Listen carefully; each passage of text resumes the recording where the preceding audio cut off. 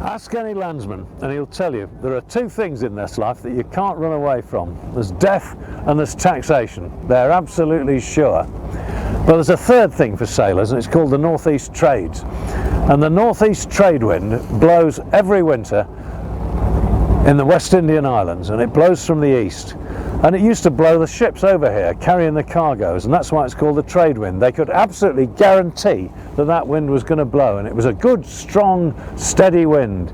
And it provides probably the best yachting in the whole world, because there's a string of islands here running north and south across that wind.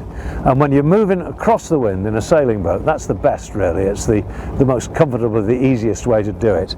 And so the trade wind provides great yachting in the Caribbean.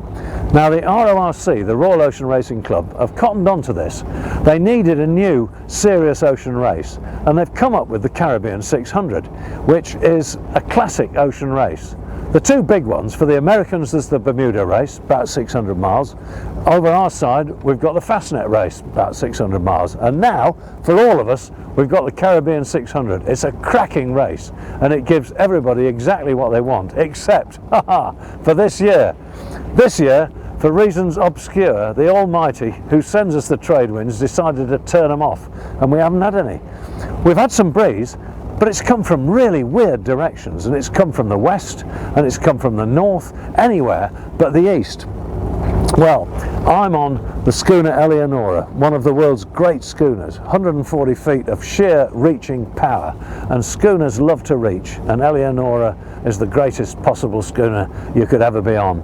So we've been looking forward to the trades. Well, we haven't had them, but we have had some good reaching, and things were going reasonably well for us until, well, the afternoon watch today, really. We had a lovely morning watch. We had a very interesting night with two spinnaker jibes in complete darkness, which went like clockwork. I mean, the boys have really got it together.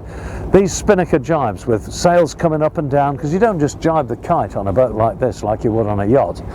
You do that anyway, but there are sails in between the masts that have to come up and down, and they're all happening in the dark, stuff flying about, and very, very skilled men doing great stuff.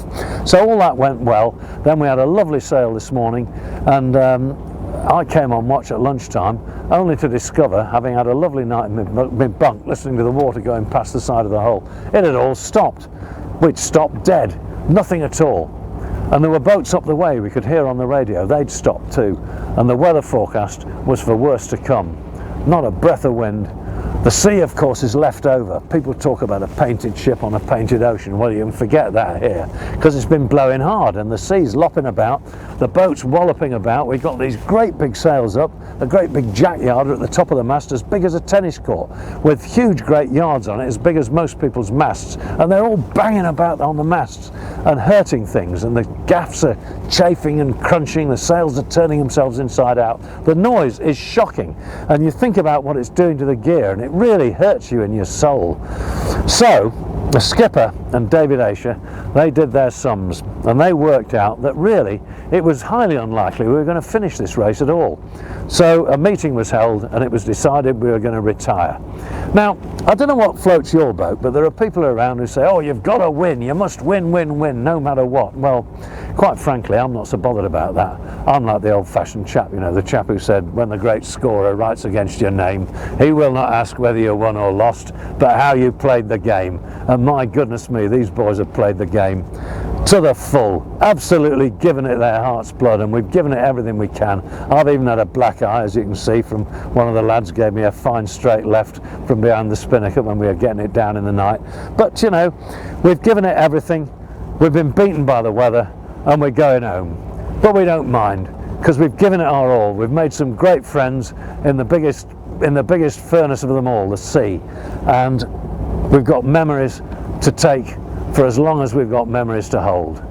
A great day, a great sail in a wonderful boat.